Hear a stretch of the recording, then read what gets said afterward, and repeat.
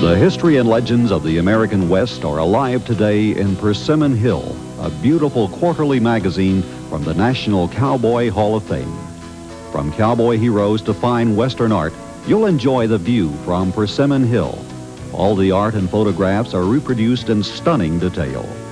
To subscribe, send $16 to Fisherman Hill Magazine, 1700 Northeast 63rd, Oklahoma City, Oklahoma, 73111.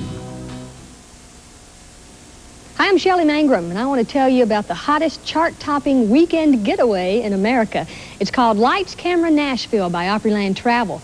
This one's got it all. It's lively, upbeat, and it's on the market now for as low as $119. You'll get 3 days and 2 nights accommodations at a fine Nashville hotel. A reserved seat for an evening performance at the Grand Ole Opry. Admission to the live television production of Nashville Now, hosted by Ralph Emery. A Grand Ole Opry sightseeing tour of Nashville, including stops at the Ryman Auditorium, the Country Music Hall of Fame, and more. You'll take a backstage tour of the Grand Ole Opry House, and you'll enjoy a fabulous Sunday brunch at the beautiful Opryland Hotel. It's all yours for as low as $119, the hottest weekend getaway in the country. While you're here, be sure and take a cruise on the General Jackson Showboat. So call 615-871-6642 and ask Opryland Travel about Lights, Camera, Nashville. Call today. You're watching TNN. It's the place to be. It's a busy world out there. A world of push and shove. A place of reach and grab. But the world becomes a little nicer place here, away from the crowd, close to the real thing. For over 60 million Americans, fishing means the challenge of nature. And the opportunity to get back in touch with the feelings that motivate you.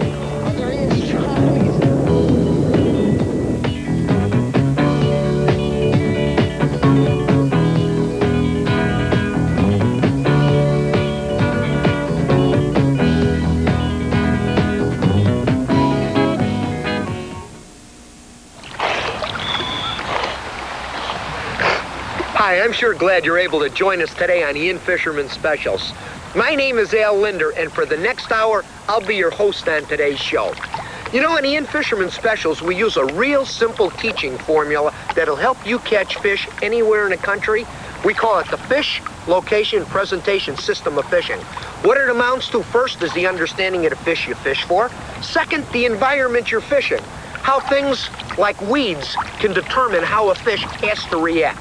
Then comes presentation, choosing the right lure or bait for the situation you're faced with, for the fish you're fishing for. Now that sounds like a lot, but it really isn't. In the past, we put a lot of emphasis on the location and presentation. Today, we're going to teach you something about the fish. A sneak preview from our In Fisherman Muskie video. The answer to catching fish that follow you, but don't always hit. Dan Sura on why catch and release is important for the future of quality fishing. Hey, do world record bass still exist? Or could they exist? Hey, have you ever wondered how far a fish will run to hit your lure? Well, we got the answer coming up next in Strike Zone Savvy. Come on into Coast to Coast. Fishermen everywhere are talking about Humminbird's new TCR ID1, featuring the easiest way to identify fish, in red, plus incredible 455 kilohertz definition. And the new TCR 101, literally packed with features. It's absolutely the highest value and high resolution. Humminbird's TCR portable case lets you carry and use your TCR almost anywhere. Coast to Coast. Seems like Coleman lanterns have been a part of fishing trips for about as long as there's been fish. Now there's a new bright idea from Coleman, an electronic ignition lantern. Lights at the twist of a button and adjusts to give you just the right amount of light. You'll also find electronic ignition on stoves and heaters and smokers, all made with the famous Coleman quality. Electronic ignition from Coleman. Matchless convenience that makes roughing it easy.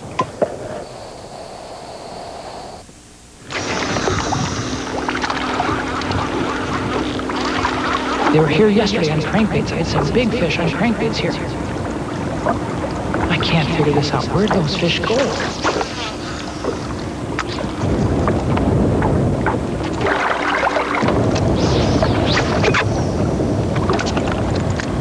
What's happening here? Where are they?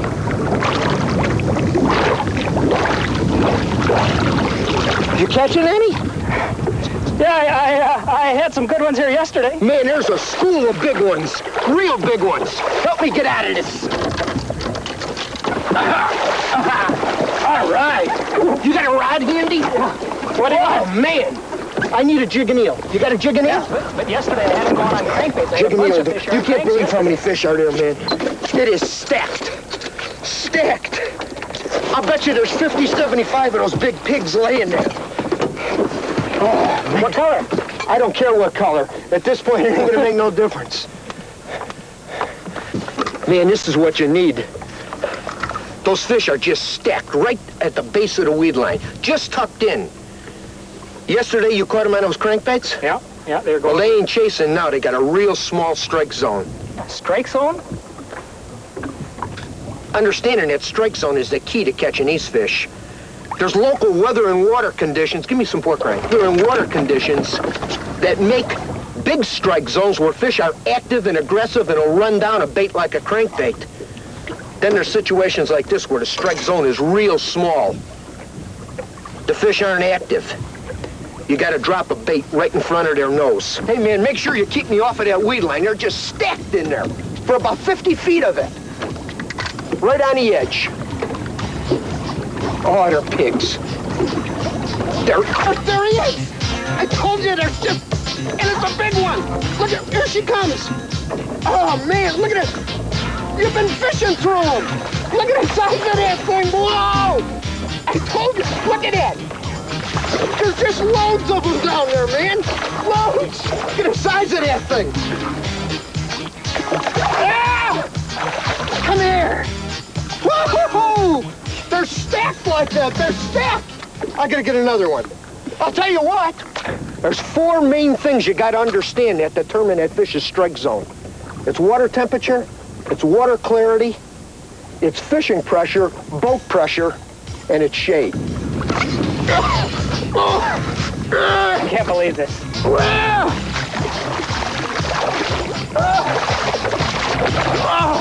Man, this shit good. Look at that, look at that. Oh, they're just oodles of them this size. Huh? You gotta get one of them, not this one. Hold it, stop it. Tell me, why won't they hit my crankbait? Oh, they will if the strike zone's big. Right now, it isn't. The term strike zone refers to the distance a fish will move to take a lure. Depending upon local weather and water conditions, this strike zone can be either large or very small. The main factors that affect the strike zone are first water clarity. Clear water, the strike zone is big. Dark, dirty water, the strike zone is small. Water temperature. Cold water, a small strike zone.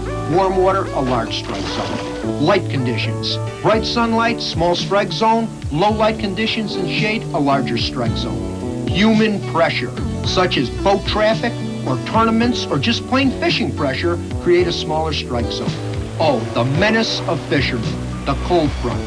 During prefrontal conditions, the strike zone is big, the fish are active. During postfrontal conditions, the fish are inactive and the strike zone is small.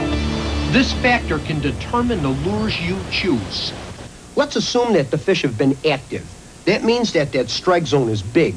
The fish are aggressive, they'll run down most horizontal baits. And that's the key thing to remember, horizontal baits.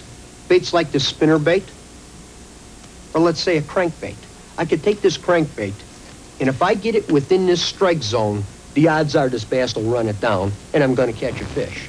Now let's assume a cold front comes through, something that causes a negative effect. That bass's strike zone is going to get smaller. If I crank this bait out here like this, he's not going to chase it down. Calls for a change in presentation. You need a slower moving bait, something that's fished vertical, like a slip rig plastic worm, or a jig and eel, or a jig worm.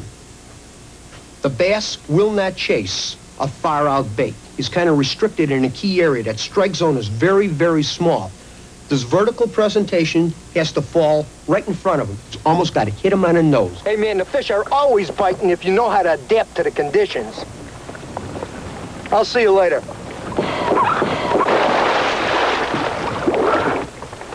My wife's never going to believe this. I got to try this myself. Hey, buddy, this works.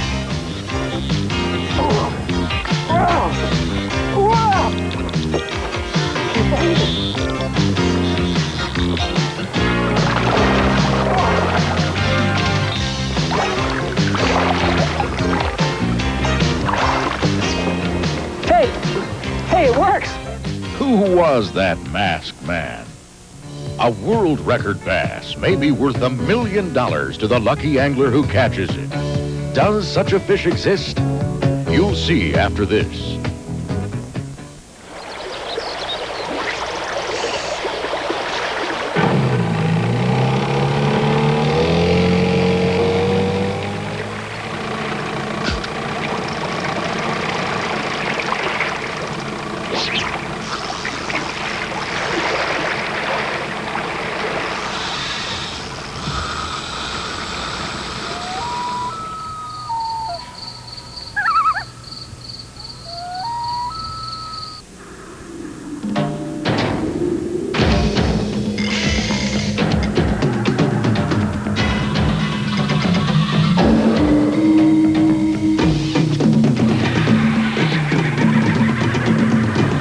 If you're after the big ones,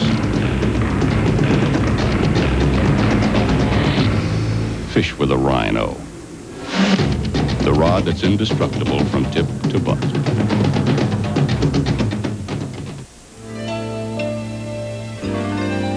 World record bass. What are your chances of catching one? In all probability, they may be better than you think. Over the past 10 years, 3 fish over 20 pounds and many over 15 pounds have been caught by anglers fishing the deep highland trout reservoirs in California. Initially, these reservoirs contained only northern strain bass, but in the 1960s, they were stocked with the giant Florida strain largemouth.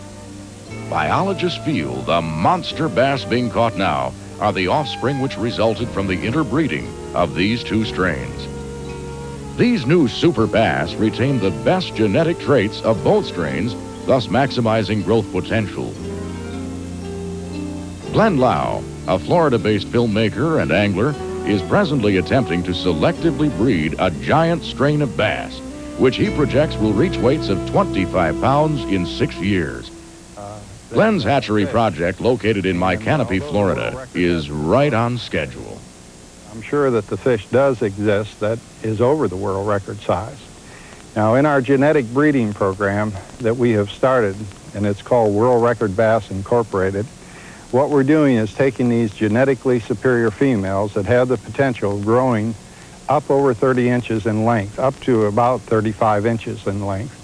And we have discovered a group of males that range anywhere from 6 pounds up to 11 pounds in size. And this is extremely large size for a male bass.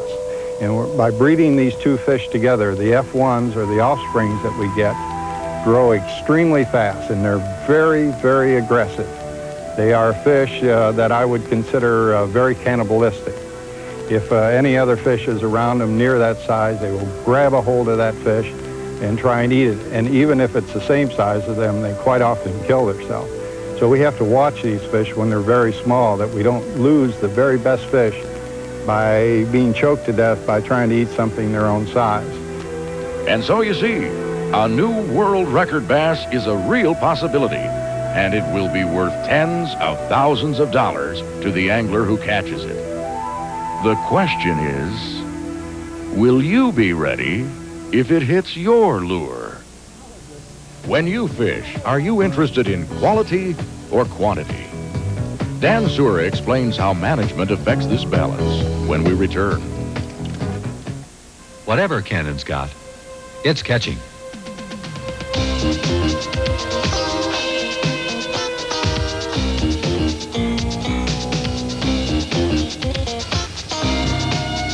You'll catch everything from kings to coho, from browns to lake trout from walleye to stripers. Cannon, leaders in controlled depth fishing. Come on into Coast to Coast. Here's a new rod from Zebco that's designed to be as rough and tough as its namesake, the Rhino Rod. These rods have a strong, solid fiberglass tip with fine-tuned actions for extra power. Match the spinning models with a Zebco Quantum QG spinning reel with the famous Magnum drag system. A drag system with over 400% more surface area than in most spinning reels. Rhino rods, QG reels, both from Zebco at your coast-to-coast hardware store.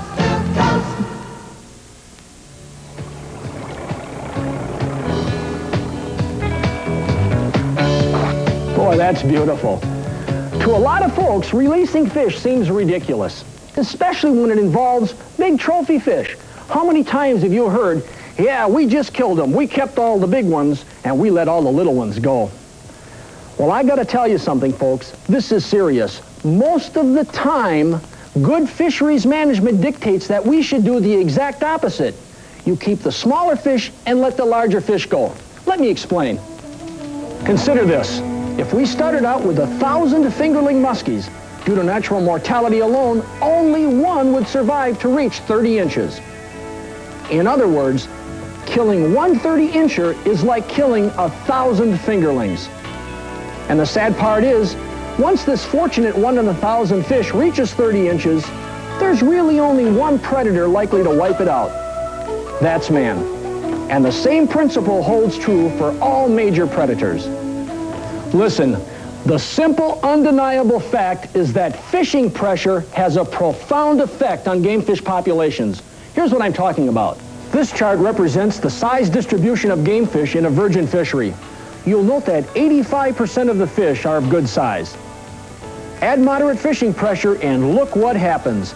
The number of good-sized fish is more than cut in half. Heavy fishing pressure diminishes the number of good-sized fish almost tenfold. For this reason, knowledgeable anglers have a responsibility to practice sensible catch and release. Does this mean you have to let every fish you ever catch go? Absolutely not. It does mean, however, that you have to practice selective harvest. Keep the smaller fish, or better yet, target your fishing to the more abundant species, like panfish. Eat those. And if we all join together in this and practice this philosophy, there's going to be more and bigger fish for all of us to enjoy. Hey folks, learn how to catch them and learn how to shoot them. Send a postcard to 3 Books, Box 1784, Young America, Minnesota. Both books are absolutely free. Stay tuned for a preview from the In Fisherman Muskie video after this.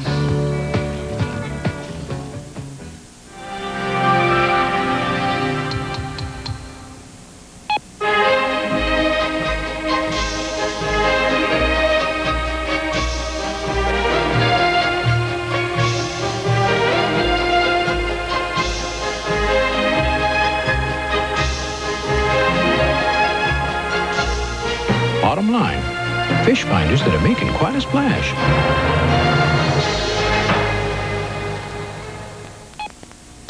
Come on into Coast to Coast. You know, this stuff is amazing.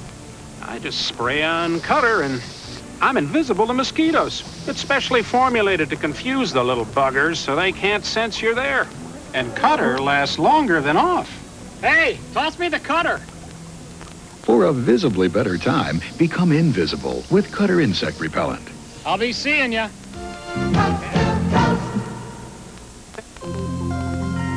The most powerful fish attractant just got better. Introducing the new Fish Formula with Sparkle Scale Attractant. When applied to any lure or bait, Fish Formula now gives you a 1-2 punch that triggers fish into striking. Sparkle Scale imitates natural scales that come off bait fish during feeding. The new powerful Fish Formula with the exclusive Sparkle Scale Attractant, now available at your fishing tackle dealer.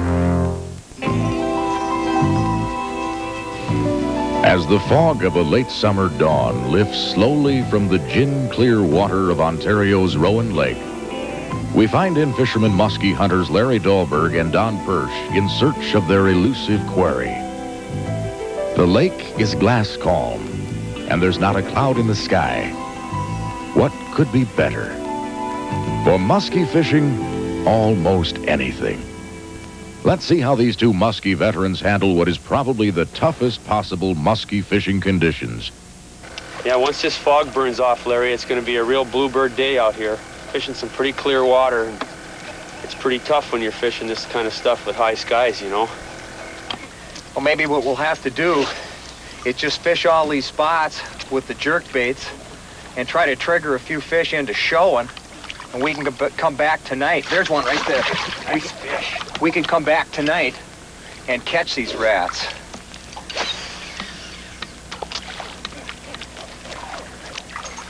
It's incredible how this wood will shake them loose sometimes. They don't want to bite, they don't actually eat it, but the erratic behavior of it just brings them up, and they come up and take a look, and you got another customer on your paper route.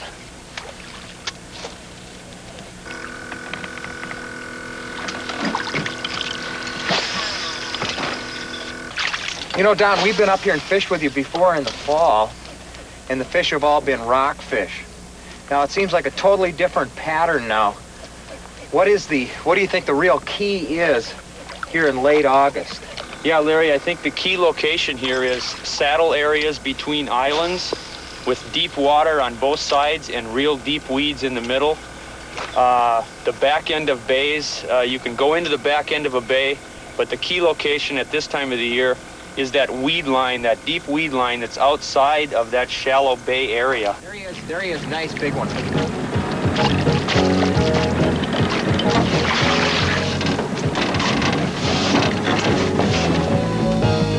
Don and I worked several of these key weed areas and raised muskies in almost all of them, but they simply refused to strike, opting instead to slowly follow the lures and then turn away when they spotted the boat or saw movement from above.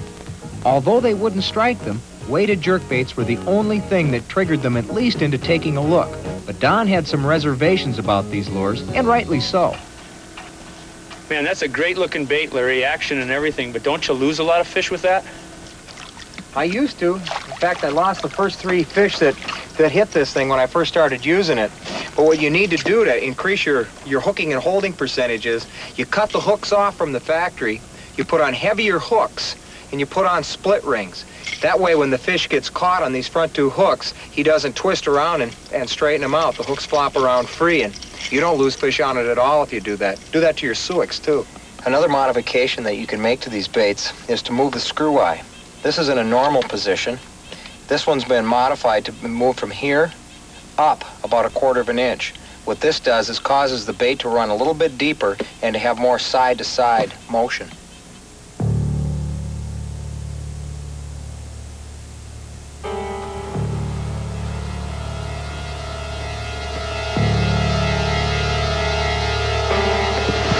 Got him. You know, muskies and cats are a lot alike when it comes to striking lures. Sometimes you can actually tease them into hitting. And one of the most effective ways to do this when it comes to muskies is with a family of lures called jerkbaits. The first of these jerkbaits are 2 lures from Wisconsin. One is called the suic, the other is called the eddy bait. And actually, they're both very different from each other. The suic was developed by a gentleman named Frank Suic, who lived in central Wisconsin. This lure was so effective that local anglers actually petitioned the governor of Wisconsin in an effort to ban Frank Suic from Wisconsin's Pelican Lake. That is, until he consented to share his lures with them. The eddy bait was developed by Ed Ostling from Hayward, Wisconsin. This lure is made of hard maple rather than pine or cedar like the suic. The density of the maple gives this bait a gliding, side-to-side motion in the water, rather than a stopping, rising action of the suic. The first year I used an eddy bait, I caught every muskie that followed the other lures we were fishing with, and some real good ones, too. The effectiveness of the jerkbait is primarily due to its crippled, random starting-stopping action. In the last several decades, the family of jerkbaits has been greatly expanded. And that's super good news for muskie fishermen because they all catch fish. A common mistake muskie fishermen make is to sit on a single following fish for a long period of time. Sometimes this works, but on clear, calm water with high skies like this, you're usually better off to keep moving, looking for more aggressive fish, and plan to return later to the biggest or most aggressive followers after the light levels have diminished or a wind kicks up. As evening approached, Don and I returned to the spot where a big fish had come to look at my suic. Don put on a bucktail in case the fish moved onto a shallow flat adjacent to where we'd seen the fish. If the day's efforts were going to pay off, this is where it was going to have to happen because we were running out of daylight.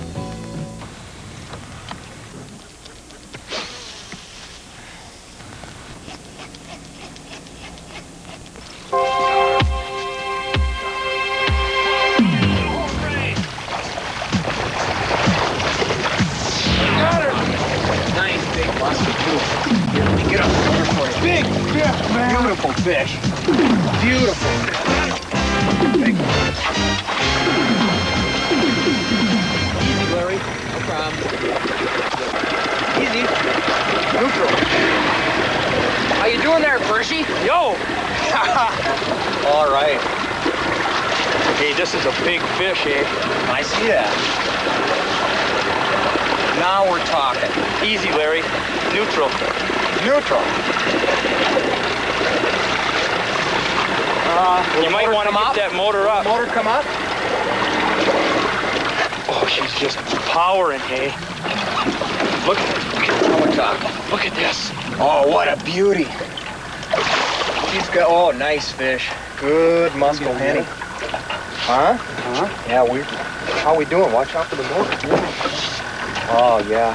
I wonder if that's the same fish that came up after the suet. It looks like it. Listen to drag. Listen to drag a little bit. They're so beautiful in the water, aren't they? Look at her. Look at her. Good looking fish. Look at the hump on her back. What a healthy critter. Move that rod, will you? Look at that. Cushion out of the way. Let's jump out of here. Got your little bungee baits here. She's a pretty fish. All that time and effort, all those follows, and when they finally get one to bite, they let it go. Musky fishermen. I'll never understand them. Come on into Coast to Coast. Protect your small children with Stern's U.S. Coast Guard approved Snoopy model life vests. Coast has Stern's vests especially designed to fit the entire family. Your choice, only $16.99. New 4 Series tackle boxes feature exclusive single-sided storage in a variety of sizes and versatility in a compact space. Tackle boxes for every fishing need from $2.99 to $19.99. Flambeau, the force in tackle boxes. Since the dawn of history, man has realized that his ability to catch fish is only as good as his ability to navigate the water in which they live.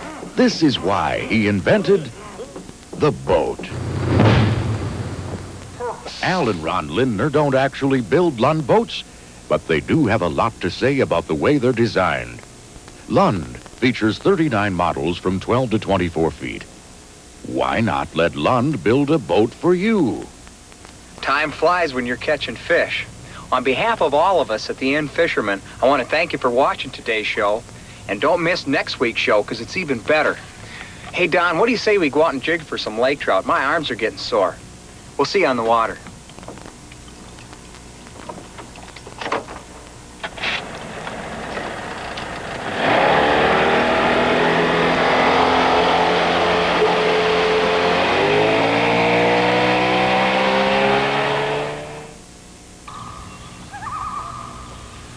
Be sure to join us next week. We've got tactics for giant lake trout,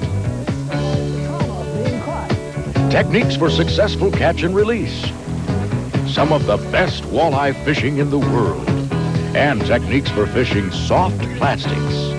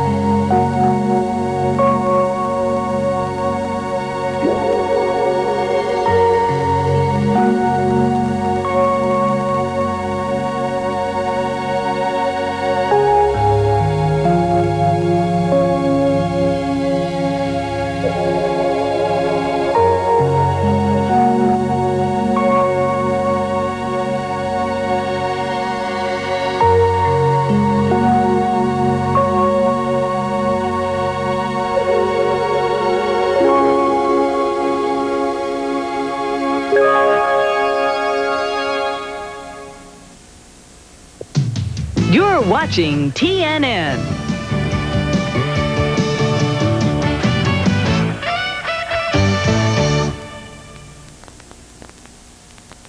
Let's face it, except for more time on the water, what can improve your fishing success? Now you can catch more tackle-busting fish like these.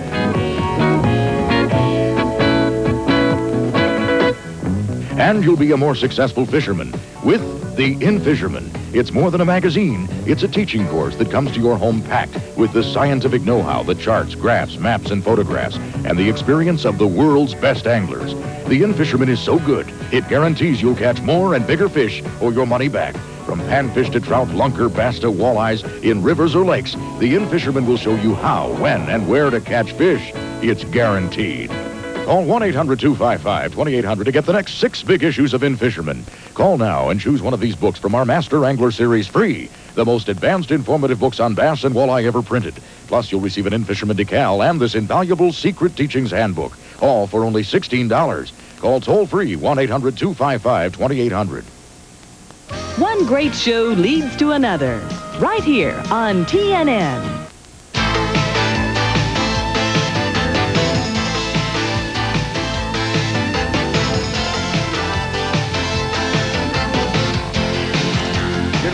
Yes, feels good.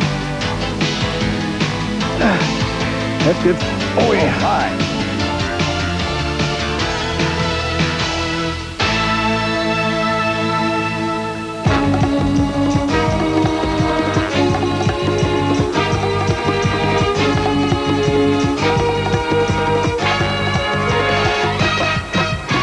You know, when most bass fishermen think about hot summertime angling, thoughts go to topwater fishing early in the morning or maybe soaking a plastic worm deep in the midday. But you'll find out today, as Bassmaster Pro Guide Chet Dowdy takes you fishing on Truman Reservoir in Missouri, that that's not always the case in bass fishing. I'm Ray Scott. You stay tuned. The Bassmasters will be right back.